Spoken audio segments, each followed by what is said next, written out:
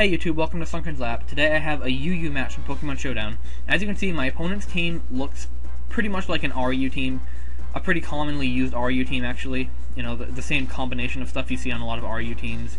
Steelix as a defensive wall, Slowking as a special defensive wall. And then it's like he kind of has like a four-man defensive core, with the Miltank and the Misdreavus and the Slowking and the Steelix as... Did I say Steelix? I'm not sure. Anyway, it doesn't matter. He has four very defensive Pokemon on his team, and I'm not sure if I'm going to be able to take those out. It looks like his Hitmonchan is probably a Rapid Spinner, and his Feraligatr is his late game sweeper. That's what I'm thinking his team is looking like, and we'll see if I'm right or wrong about that later on. But getting straight into the match, it seems like he would probably want to lead off with the Steelix or his Miltank to get his Stealth Rocks up, so I'm going to lead with my Mienshao.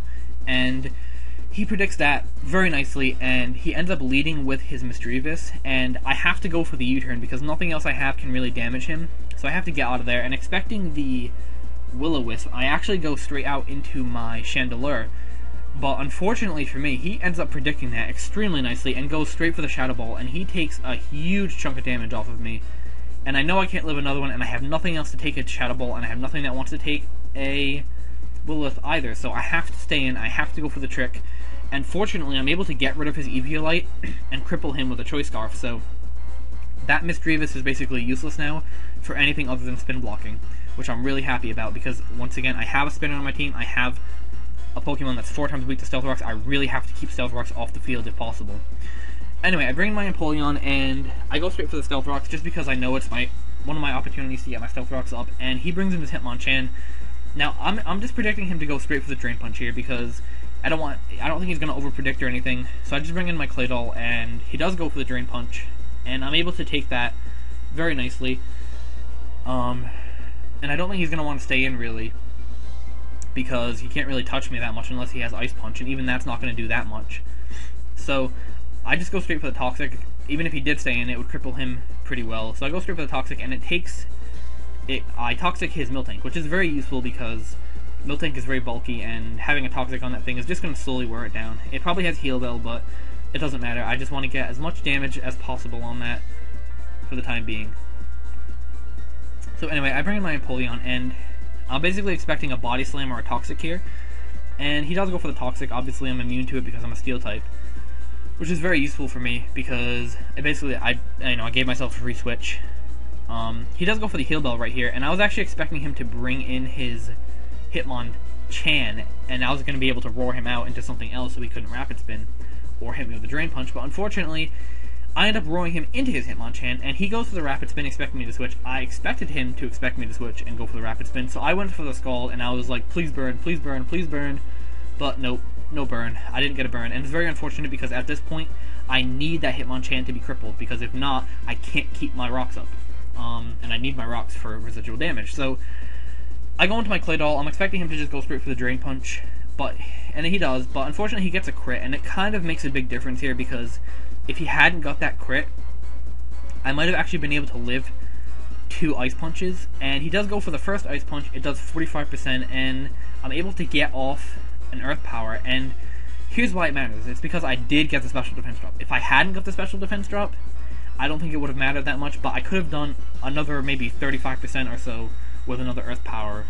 So it's unfortunate that he got that crit, but what are you going to do? It's part of the game. I'm not going to complain about it too much. He just does take me out with the second Ice Punch, though, and I go into my Mienshao. Now, I kind of expect him to go into his Misdreavus here, but I decided I would go straight for the Fake Out.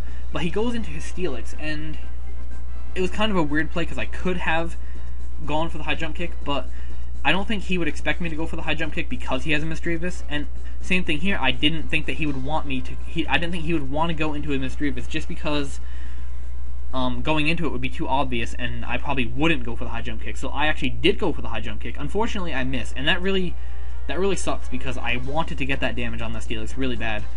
And at this point, I know he's going to bring in his Misdreavus without a doubt. He's not going to try to overpredict again and, get his Steelix killed, so I just go straight for the U-turn. It does get my Regenerator health back, so it's not a big deal that I missed, but it is really unfortunate that I didn't get to take the damage off of that Steelix. So I do U-turn into my Empoleon, and I figure that my Empoleon is the best choice right here because I can go for the rocks, and he can't really touch me. He can will-o-wisp me, he can shadow ball me, and maybe hidden power fighting, but even that, none of those moves are really going to touch my Empoleon. I am specially defensive, so not a big deal. I'm able to get my rocks up, and because I know for a fact he's going to go out into his Hitmonchan to try and spin again, I just go straight for the Roar, because I figure I can get a little bit of damage on the Hitmonchan with the rocks, and then I can get some damage on something else with the rocks. And I'm actually able to take a little bit of health off the Hitmonchan, and a little bit of health off of the Miltank. It's not going to make a big difference here, because the Miltank is just going to... Oh, excuse me. Had kind of hiccups there. Miltank is able to Milk Drink its health back, but I'm able to scald it back down to the point where it was just at, and I know he doesn't want to stay in and, risk getting burned, because, he'll end up having to waste another turn to go for Heal Bell. So, I know he's probably going to switch out, and I'm not sure what he's going to switch out into, but he switches out into his Feraligatr, and like I said, predicting the switch, I just go straight for the Roar, and that really helps me out a little bit, because I get that little bit of damage on him, and it'll actually play out to be very important later on. Anyway, I know that he's probably going to go straight for the Drain Punch here, expecting me to want to stay in and predicting him to go for the Rapid Spin. And he does go for the Drain Punch. I let him take me out, mainly because I know that I can go into my Yanmega and take him out with an Air Slash, and because with that knowledge, I figured he would switch out into a Steelix.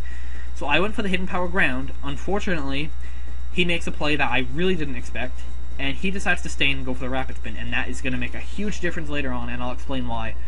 But this turn, I know that he's not going to switch out. He's already taken too much damage, and I don't have a Stealth Rocker left, so he doesn't really need his Hitmonchan. So I just go straight for the Air Slash and take him out. Now, that gets me into a point where he can bring his Feraligatr and go straight for the Aqua Jet, and, I'm not going to live it. But I'm not sure if he'd want to do that. But as soon as I saw him bring in his Feraligatr right now, I was like, I'm dead. I may as well go for a Bug Buzz. Maybe he'll overpredict. Maybe he won't have the Aqua Jet. And he does overpredict or something. I don't know. Maybe he thought he could take a Bug Buzz much better. But he goes for the Swords Dance. And as you can see, I'm actually going to pause right here. His health, and I'm going to use my mouse to try to point things out with a sunken mouse, so it's pretty cool. His health was full before. And then with the Stealth Rock damage, he went down to 88%. Okay? If he had not taken that Stealth Rock damage before, he would actually be at 16% health right now, which would allow him to live another Life Orb hit and be able to take out my Yanmega, and in turn probably take out something else as well, or at least waste more Life Orb damage on a Mienshao. So those rocks being up before were dreadfully important in this situation, and it makes a huge difference in the match. So, as you can see, he's just going to go straight for the Aqua Jet right now, because he can't risk my Yanmega sweeping the rest of his team. Or at least, I couldn't have swept the rest of his team because I only had 12% health left, but he didn't want to take any more damage on the rest of his guys from a Yanmega, so he just Aqua Jetted me, and at this point I was really disappointed because his whole team is built around Yanmega late game sweeping. And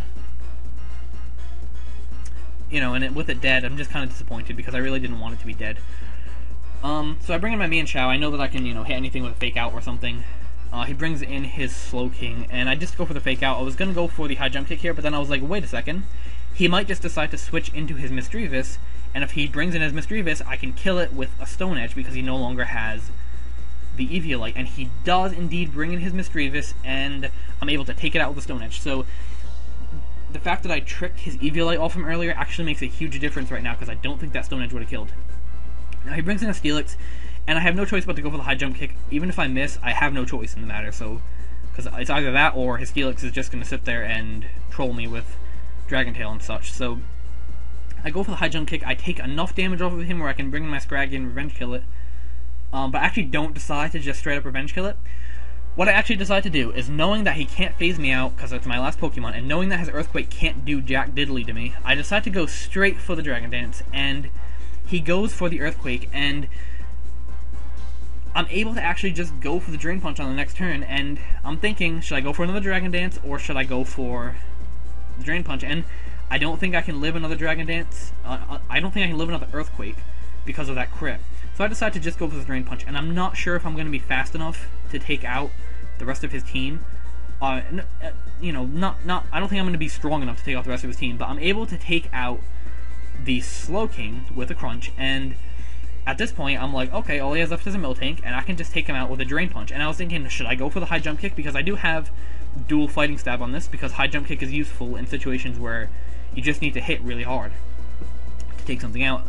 But I do go for the Drain Punch because I don't want to miss, and I'm able to take out his Miltank. So, I mean, this was an extremely close match. We both had some really good predictions. We both had some really bad predictions as well. Well, actually, I had some really bad predictions.